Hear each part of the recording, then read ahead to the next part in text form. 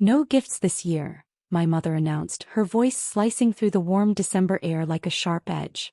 It was 4:15 in the afternoon on Christmas Day, the sun dipping low behind the bare oak tree in her backyard. Her living room smelled of cinnamon candles and roasted turkey, and fairy lights blinked across the mantel in neat, controlled rows, just like her rules. Everyone nodded in polite agreement, pretending we were all on the same page. What would you do if your family broke their promise right in front of your child? Don't skip this one. Every moment builds toward a revenge you won't see coming. I stood by the doorway holding a tray of gingerbread cookies, smiling the same practiced smile I'd been wearing for decades.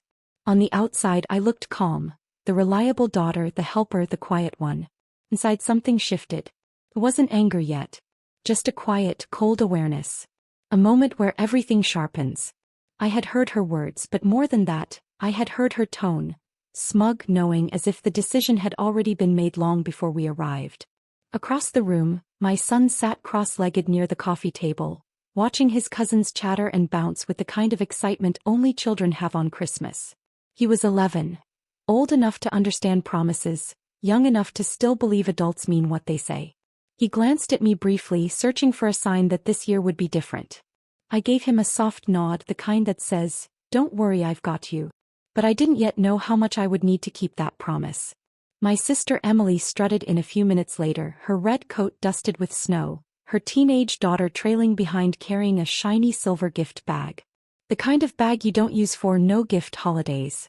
It caught the light from the tree almost too bright. She set it down by the couch like it was nothing, laughing loudly about traffic and parking. My mother hugged her, fussed over the cold, and then steered her toward the sofa like a favorite guest arriving late to a party. "Put it over there," Emily said to her daughter, nodding toward the tree. I blinked. The words were small, casual, but they landed like a thud in my chest. Over there, under the tree. The tree we were supposedly keeping bare this year, except for a few homemade ornaments and shared desserts. My son watched, his eyes narrowing slightly. He was quiet, observant, just like his father had been. I knew that look. He wasn't confused, he was measuring the fairness of the room. "Nice bag," I said softly, setting down the cookie tray. Emily flashed a sweet smile that never reached her eyes. "Oh, it's nothing. Just something small. You know how hard it is to tell teenagers, no gifts." My mother laughed in agreement, her hand fluttering in the air like she'd just heard the most reasonable thing in the world. Of course, she said. "We all have our exceptions." I stood there for a beat too long, letting their words hang. We all have our exceptions. That sentence lodged itself in the back of my mind like a splinter. We moved into the dining room for dinner. A long, formal table that my mother loved to decorate like a magazine spread. Linen napkins. Crystal glasses that only came out twice a year. She sat at the head, Emily to her right. I took the seat across from them, my son beside me, swinging his legs nervously under the chair. Halfway through the meal, Emily leaned toward my mother, whispering something about after dinner. Their eyes flicked toward the living room where the gift bag sat beneath the tree. I saw it. My son saw it. I forced a smile and kept eating my mashed potatoes, nodding at their stories like I hadn't noticed. But my heart beat steadily, rhythmically, not from sadness, but from a kind of alertness I hadn't felt in years. When the plates were cleared and the adults were settling with coffee, Emily stood suddenly. "Okay. We just have one little surprise," she announced. She reached for the gift bag under the tree, her daughter bouncing behind her. My son froze mid-sip of hot chocolate. Emily handed the bag to her daughter with exaggerated flourish. Out came a sleek white box. Everyone knew what it was the moment it appeared. The clean apple packaging, the subtle glint of the silver logo. An iPhone. My mother clapped her hands together, delighted. "Oh my. She's going to love it," she said, as if the entire no-gift agreement had never existed. My niece screamed, half laughing, half crying, throwing her arms around her mother. "I thought you said no gifts," she squealed. Emily laughed. I lied. The room erupted in laughter. Everyone except me and my son. I looked at him. He wasn't crying. He wasn't pouting. But the way his shoulders pulled in slightly, the quiet slump of a boy who'd been taught to accept being left out, it broke something inside me. His cup was still half full, hands resting on the table, eyes fixed on the shiny box like it was from another world.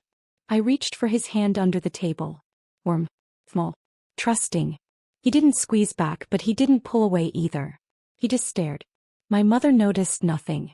She was too busy taking pictures on her phone, telling Emily to hold it up for a better angle. Flash. Laughter. Camera clicks. I scanned the room, the twinkling lights, the perfectly set decorations, the staged joy. It was all so carefully curated to look like a picture-perfect family Christmas. But underneath I could feel the imbalance pulsing. The unsettling clues kept stacking. When the kids exchanged small trinkets, candy, cards, little crafts, my niece barely looked at my son's handmade ornament before tossing it aside. My mother didn't correct her. When dessert came out, my mother complimented Emily again for making the day so special. She didn't acknowledge the hours my son and I spent baking, decorating, and setting the table the day before. Even when my sister's husband joked about how some people really took the no-gift rule seriously, my mother laughed. Not awkwardly. Not defensively. Laughing like they were right. I didn't flinch. I smiled. But every single detail went somewhere quiet inside me. A place I hadn't visited in years. The part of me that kept records silently without letting anyone see. Later, while everyone crowded near the tree for family photos, Emily positioned her daughter front and center, iPhone box in hand like a trophy. "Say thank you, Grandma," she chirped. My mother beamed, arm around Emily's daughter, as if the entire event had been their shared secret. I stood slightly behind the camera tripod, hands folded. Not angry. Focused. Because here's the thing they never understood. I remember everything. I may not speak up immediately. I may not make a scene. But I don't forget. As the flash went off, I leaned down to fix my son's collar. "Are you okay?" I whispered. He nodded slowly. "Yeah." But his voice was flat, detached. Like he'd just accepted the hierarchy of the room. I kissed the top of his head. "Good. Because we won't forget this," I murmured softly. He looked up at me, confused for a second, then just nodded again. The night ended with fake hugs and promises to do a simpler Christmas next year. My mother's tone had that usual finality, the one that suggested her version of events was the only one that mattered. I helped clean up, washing dishes in silence while the laughter faded in the living room. My hands moved on autopilot, but my mind was somewhere else. Calculating. Sorting. Lining up events in sequence. I noticed something when I opened the cabinet under the sink to put away the cleaning supplies. Behind the stack of paper towels was an old black ledger. One my late husband used to keep for household expenses. I hadn't touched it in years. My fingers brushed the dusty cover. Something about that moment, quiet, unnoticed, everyone else distracted, felt almost deliberate. Like a nudge. I closed the cabinet without taking it out. Not yet. As we were leaving, Emily hugged me lightly, that half-hearted kind of embrace she'd mastered since childhood. "Thanks for helping, sis," she said, voice dripping with sweet condescension. "You always make things easier." I smiled. "I know." She laughed, not realizing I meant it differently. My mother waved from the doorway, her house glowing behind her like some holiday postcard. "Drive safe," she called. I buckled my son into the car, started the engine, and glanced at the house in the rearview mirror. My hands tightened on the steering wheel. I didn't say anything to him on the drive home. He leaned against the window, quiet. But in my mind, the first line had already been written. Not on paper yet, but carved sharp and clear. December 25th. "No gifts this year," she said. They had no idea what door they had just opened. The road was quiet on the way home. My son leaned against the frosted window, tracing invisible lines with his finger. The Christmas lights from neighborhood houses flickered by like quick flashes of someone else's perfect life. I kept both hands on the steering wheel, gripping it just a little too tightly, replaying every word from that afternoon in my head. No gifts this year. I could still hear her voice. I could still see Emily's smug smile as her daughter held that box like a prize. I didn't speak. I didn't need to. Something had already started shifting inside me the moment I kissed my son's head and told him, "We won't forget this." When we got home, the house was cold and still. I turned on the small lamp in the kitchen, letting its warm yellow light spill across the countertops. My son kicked off his shoes and wandered upstairs to change. Normally, after a family gathering, I'd collapse onto the couch and let exhaustion swallow me. But not that night. I walked to the cabinet under the sink, the same one I'd opened earlier at my mother's house, and knelt down. I didn't hesitate this time. I pulled out the old black ledger. The cover was stiff with age, corners frayed from years of use back when my late husband tracked every household expense. I'd tucked it away after he passed, thinking I'd never need it again. The second I laid it on the kitchen table, something in the air changed. The house felt sharper, quieter. I made tea not because I was tired but because rituals keep me steady. The kettle hissed softly, the clock ticked on the wall, and the ledger sat there like an unopened door. When I finally opened it, the smell of old paper hit me. I ran my fingertips across the first few blank pages, feeling the slight texture of the paper. It reminded me of the nights when my husband would sit at this same table, glasses sliding down his nose, murmuring numbers under his breath. I took a pen. Not a pencil. Something permanent. And I wrote. December 25th. No gifts this year, she said. Once I wrote that line, the rest started pouring out. I began listing the small things first. The summer barbecue where Emily said, "We'll split it," and I ended up buying all the meat and supplies. The family trip to the lake where Mom promised to handle the cabin costs, but somehow my credit card covered the booking. The birthday party decorations I'd been reimbursed for next time. Each entry was a memory I'd tucked away at the back of my mind, telling myself it wasn't worth the fight. But now, seeing them on paper one after another, the pattern was blindingly clear. This wasn't one bad Christmas. This was years of casual taking, dressed up as family tradition. Around 9 p.m. my son patted downstairs in his socks. "Mom, you're still up?" "Just making lists," I said with a small smile. He glanced at the open ledger. "What's that?" "Something that's going to make sure this doesn't happen again," I replied, pouring him some warm milk. I didn't give him details, he didn't need the burden. But I wanted him to see me calm, steady, not broken. He nodded, not fully understanding but trusting me anyway. He sipped his milk at the counter while I wrote quietly beside him. That small moment, the two of us alone, him watching me take control, meant more than any gift could have. In the days that followed, I kept adding to the ledger whenever I had a spare moment. During lunch breaks, after chores, sometimes late at night when the house was asleep. I dug through old text messages, receipts, even emails. I found messages from my mother saying, "You can just pick it up. I'll settle with you later." He never did. I found group chats where Emily suggested splitting costs and then forgot to send her part. I even found old bank statements showing me paying for things I barely remembered: party rentals, bulk groceries, ticket bookings. With every line I wrote, the picture sharpened. This wasn't petty. This was a long, well-established pattern, one I had silently enabled. But the ledger wasn't just about money. I added small notes in the margins. The way my mother's tone shifted whenever Emily made exceptions for herself, the way family members looked away when something unfair happened, the exact expressions on faces when promises were made. I wasn't just documenting expenses. I was documenting truth. One afternoon, I received a call from my mother. "How's my grandson?" she asked sweetly. "He's good," I said, stirring soup on the stove. "And you?" she added with that careful, too bright tone. "I'm fine," I replied. There was a short pause. Then she asked, "You seemed a little quiet on Christmas. Everything okay?" I smiled to myself. She had noticed. "Everything's fine," I said softly. "I'm just paying more attention these days." She laughed nervously. "Oh, don't be so serious. It was just one gift." One gift. I didn't respond to that. I let the silence sit heavy between us.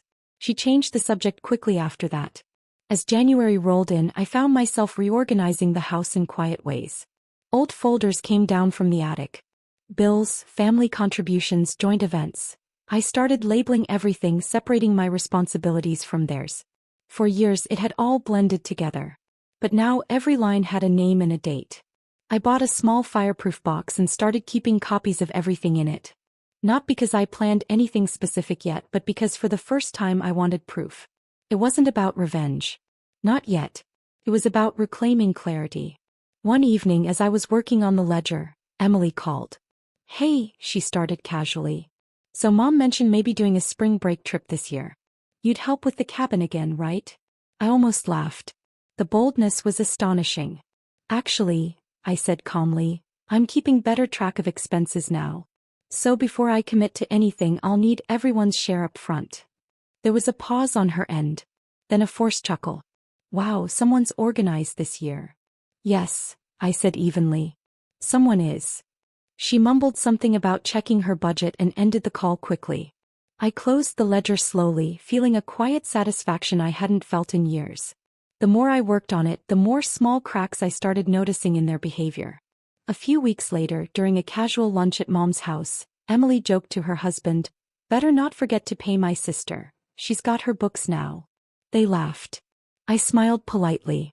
But underneath I saw the flicker of something else. Unease. Good. Let them wonder. By mid-February, the ledger had grown thick with entries, organized by year and type. I had tabs for vacations, holidays, household contributions, events. Every number had supporting evidence. One night, while reviewing the earliest entries, I found something from 10 years ago. The first shared trip we took after my husband passed. I had paid for everything. My mother had promised to handle her part once things settled. They never did. I stared at that page for a long time, the ink of my fresh notes mixing with faint pencil markings from a decade ago. That was the year I stopped asking and started quietly covering. I'd done it out of love, out of wanting to keep the family together. But love without boundaries had turned into their expectation. Not anymore. I didn't announce the ledger to anyone. Not yet. Letting them feel the shift was more powerful than declaring it. Mom called me once more in early March. "Are you sure everything's okay between you and Emily?" she asked. "She said you've been distant." I chuckled softly. Not distant.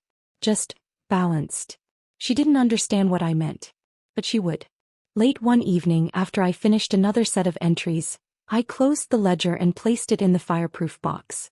As I locked it, I noticed my reflection in the kitchen window. Not the tired, accommodating woman I used to see, but someone quieter, sharper. I didn't need to raise my voice. I didn't need to make threats. I just needed to keep writing. Because the ledger wasn't just paper. It was the foundation of something they didn't see coming. I closed the ledger slowly that night, running my palm across its worn cover as if sealing something invisible inside. They didn't see it coming. And the best way to keep it that way was to let them think everything was exactly the same. The next morning, sunlight crept through the kitchen curtains, striping the table where the ledger had sat the night before. I made coffee, humming softly. My phone buzzed with a message from Emily. "Mom's thinking about doing Easter at her place this year. You in?" Of course she was. Easter had always been my mother's favorite small gathering, the kind where everyone conveniently forgot to chip in, and I ended up bringing most of the food. "Sure," I texted back. "Whatever works best for everyone." I pressed send with a faint smile. Let them believe I was still the agreeable one. Over the following weeks, I slipped back into my usual rhythm on the surface. Friendly replies. Polite phone calls. I offered small favors here and there. Picking up napkins for a luncheon, baking a pie for a cousin's baby shower, helping Mom sort through her garage one Saturday afternoon. But this time, everything I did was intentional. Every favor was a line in the ledger. When I stopped by Mom's house that Saturday, I noticed Emily's SUV in the driveway. Inside, she was sitting at the dining table scrolling through her phone while Mom fussed with boxes of old decorations. "Look who decided to help," Emily teased lightly. I smiled. Someone's got to keep Mom from throwing out the good stuff. She laughed, not realizing I was watching her the way one watches a chess opponent. Not the move in front of them, but the pattern beneath it. While helping in the garage, Mom casually mentioned, "We'll probably need your help with the food again this Easter. You're so good at making everything come together." I wiped my hands on a rag and nodded. "Of course," I said. "I'll keep track this time so nothing gets forgotten." She didn't catch the weight of that sentence. She just smiled, relieved that her reliable daughter was on board. Later that night, I logged everything. The hours spent in the garage, the items I cleaned, the boxes I repacked. A line for each. Nothing was too small. February turned into March, and with every passing week, I baited them a little more. Emily hosted a casual Sunday lunch at her place. "Just something simple," she said. When I arrived, the grill was cold, the salads weren't made, and her husband was watching TV. "Thank God you're here," Emily said, shoving a bowl into my hands. I tied on an apron and got to work, acting like the same sister I'd always been, helpful, efficient, invisible in the best way for them. But when I got home that evening, the ledger opened again. March 10th. Prepared entire lunch. Emily's contribution. 0. Promised to get next time. The trap wasn't loud. It was soft, patient, and familiar. The mini reveals started showing up in unexpected ways. One afternoon, I stopped by Mom's house and found her going over the Easter guest list with Emily on speakerphone. Emily's voice chirped through, "I'll handle decorations and maybe some desserts. You know, my name always brings the bulk of the food." My mother agreed without missing a beat. They were scripting my role for me, the same way they always had. And I let them. Because the more they leaned on me, the clearer the contrast would be when I finally stopped. By mid-March, I started testing small boundaries. When Emily asked me to pick up a few extra things for a lunch, I responded with, "Sure. Just text me exactly what you need so I can keep track." She hesitated. "Keep track?" "Yeah," I said lightly. "I've been getting more organized with household spending lately."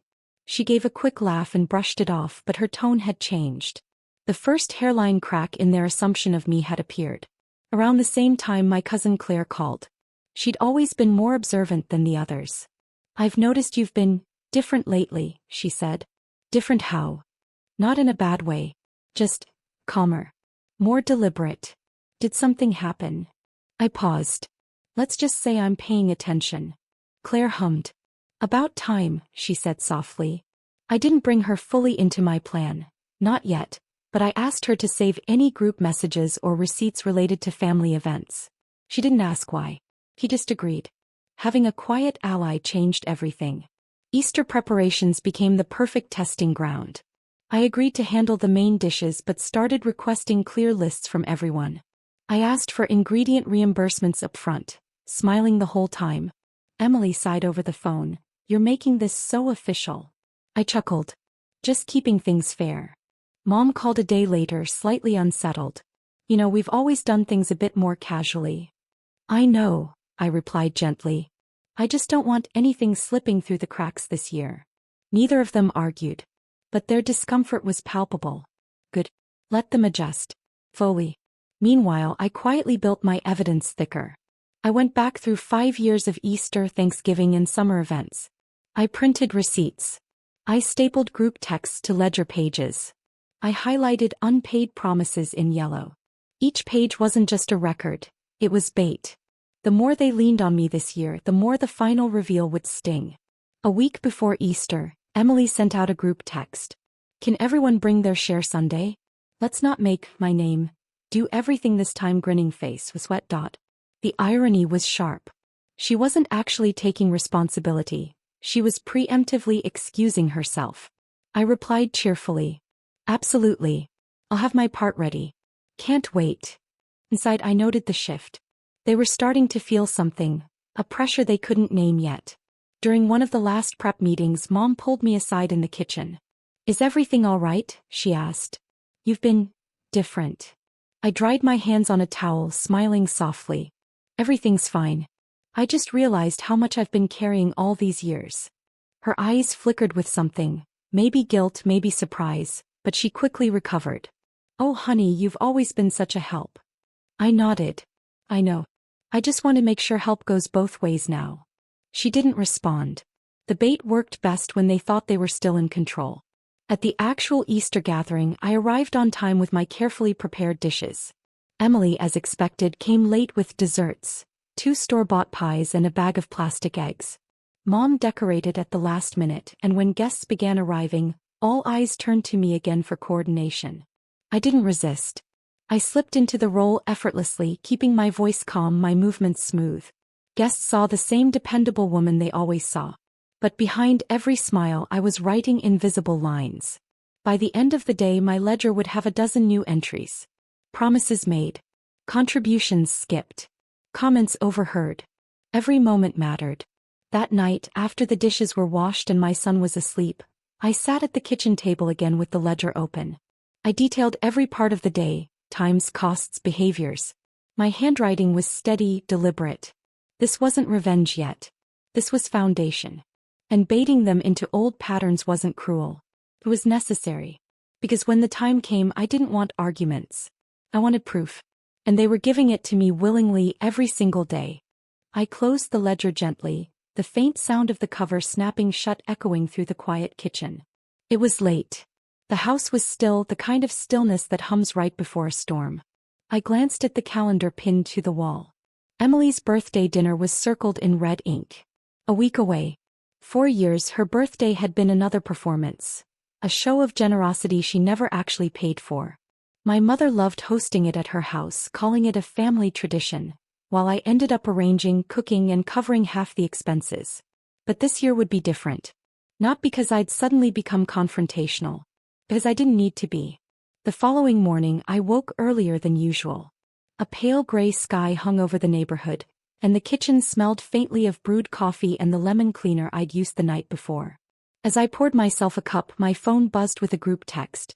Emily, can't wait to celebrate next weekend. Mom's hosting. My name, I know you'll make it look perfect like always winking face. I stared at the message for a moment then typed back slowly. Me, wouldn't miss it. I didn't offer to cook. I didn't volunteer decorations. I didn't ask what needed to be done. That silence was deliberate. 3 days before the dinner Mom called. Her voice carried that soft, coaxing tone she always used when she wanted something. Honey, about the birthday, you're still bringing your famous roast, right? I smiled faintly even though she couldn't see it. I haven't planned to. I assumed Emily was taking care of things this year. Pause. Then a nervous laugh. Oh well, you know how she is. She's not exactly organized. I know, I said calmly. But I've been organized enough for everyone for a long time. The silence on the other end lasted just a beat too long. Then Mom quickly changed the subject to weather, as if she could smooth over the shift in power with small talk. On the afternoon of the dinner I arrived right on time. Not early like usual. The house was buzzing with half-finished preparations. Balloons were only half inflated. The table wasn't fully set. Emily was pacing in the kitchen, her voice sharp as she argued with Mom about the cake. You said you'd order it. Emily hissed. I thought you were going to pick it up. Mom shot back. I stepped inside quietly, hanging up my coat. Neither of them noticed me at first. Emily turned, spotting me like a lifeline. Oh good, you're here. Can you? No, I said gently, removing my gloves. I think you've got this. Her mouth opened slightly, caught off guard. I walked past her and into the dining room, taking in every unfinished detail. 4 years this chaos would have triggered me to jump into action. But now, it was my stage. By the time the guests began to arrive, the dining room looked decent. Not flawless, not magazine perfect, but decent. My mother fluttered around nervously, refolding napkins, adjusting candles. Emily plastered on a bright smile, pretending she'd planned everything. I sat at the end of the table, not at my usual helpful spot near the kitchen door but across from Emily's interview. The first course was served late. Drinks were lukewarm. The salad was overdressed. But no one said a word. Family gatherings had their own rhythm and people slipped into it easily. I waited. Patiently. Dinner conversation started light. Neighbors talked about their gardens. Cousins compared vacation plans. Emily boasted about a work promotion, her voice carrying just a little too loudly over everyone else's. Through it all I observed. Every gesture.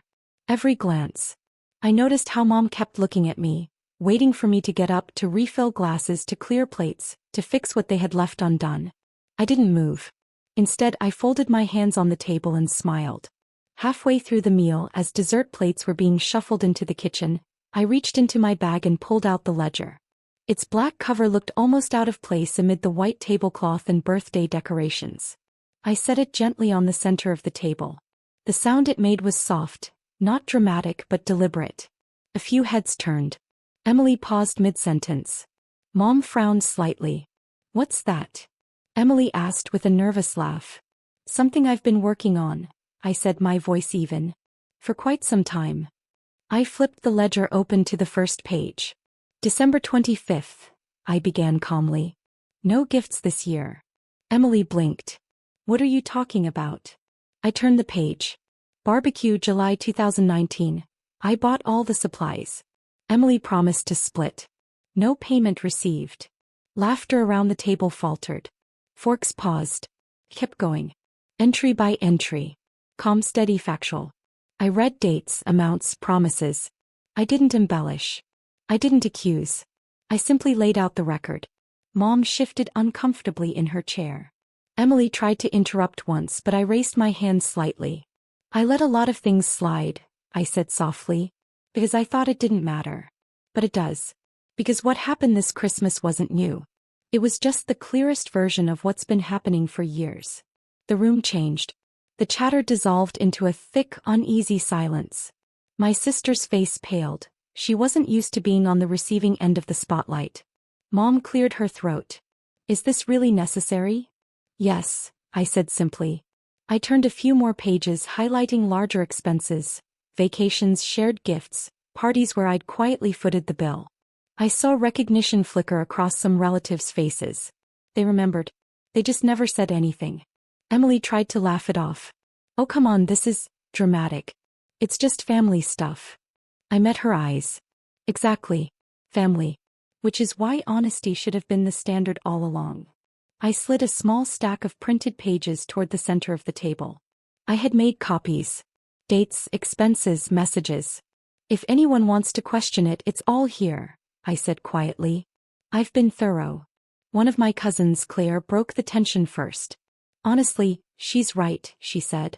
I've seen it for years. We all have. A few murmurs of agreement rippled around the table. Emily flushed. Why are you even bringing this up now? At my birthday dinner. Because this is where it always happens, I replied. At dinners. At gatherings. When I'm expected to stay quiet and clean up after everyone else. Mom tried to steer the conversation away, but it was too late. The air in the room had shifted completely. I wasn't angry. I wasn't loud. But my calmness made every word heavier. For years my silence had been their comfort. Now my silence had turned into their discomfort. The practical details kicked in then. I laid out, in clear numbers, the total unpaid contributions over the last decade. Not in a shaming way, in a factual ledger-like way. Emily's husband shifted in his seat, muttering something under his breath about not realizing it was that much. I heard him. I logged it mentally. Mom whispered, "This is embarrassing." "It's honest," I corrected softly. Some guests looked down at their plates. Others watched me with quiet curiosity, like they were witnessing something inevitable finally happening. Emily crossed her arms. "So what, you want me to write you a check?" I tilted my head. "I want accountability. Real contributions. No more pretending this is balanced when it isn't." Her jaw tightened. She wasn't used to being confronted without someone else smoothing things over. The dinner wound down slowly after that. The cake was cut, candles blown out, but the mood was nothing like Emily had imagined for her birthday. The laughter was subdued. Conversations were careful. I didn't make a scene. I didn't storm out. I just sat there, calm, watching the realization settle into their faces like slow-moving ink. They weren't just hearing numbers. They were hearing years of unspoken imbalance. And I could tell, for the first time, they didn't know what to do. As guests began leaving, a few quietly squeezed my hand, murmuring things like, "Good for you," or "About time." Emily avoided me entirely. Mom lingered near the doorway, unsure whether to defend or apologize. She chose neither. I picked up my bag, slipped the ledger inside, and walked out without raising my voice once. The dinner reveal wasn't about spectacle. It was about control. And now the control had shifted. I stepped out into the cool night air, closing the front door behind me. The faint hum of conversation still drifted from inside, but it no longer had the same pull. For the first time in years, I didn't feel obligated to stay until the last dish was washed or the last guest was hugged goodbye. The porch light cast a soft halo around me as I walked toward my car. My hands weren't trembling. My breath was steady. I slipped into the driver's seat, closed the door, and sat there for a moment, watching my reflection in the rearview mirror. I didn't look like the woman they were used to anymore. The following morning, the fallout began. Emily called first. I saw her name flash across my phone screen, but I let it ring twice before answering. Her voice was clipped. "You really blindsided me last night." "I didn't blindside you," I said calmly, pouring coffee into my favorite mug. "I told the truth." "You humiliated me," she snapped. "I held up a mirror," I replied. There was a pause, Not the stunned silence from last night, but a new kind. The silence of someone realizing the rules have changed. You can't just bring ledgers to dinner, she said, almost laughing, though there was no humor in it. I can, I said softly. And I did. Because talking about it privately never worked. You know that. She started to argue again, but I cut her off gently. Emily, from now on things are going to be different. I'm not your safety net anymore. She scoffed, but I could hear the uncertainty underneath. For years she'd leaned on the assumption that I'd always forgive, always clean up. That assumption was gone now. Later that day Mom called. Her tone was softer, almost cautious. Honey, what happened last night was unexpected. It was overdue, I replied. She hesitated. You embarrassed Emily. No, I said, my voice steady. Emily's choices embarrassed Emily. I just stopped covering for her. Mom sighed. I wish you'd handled it privately.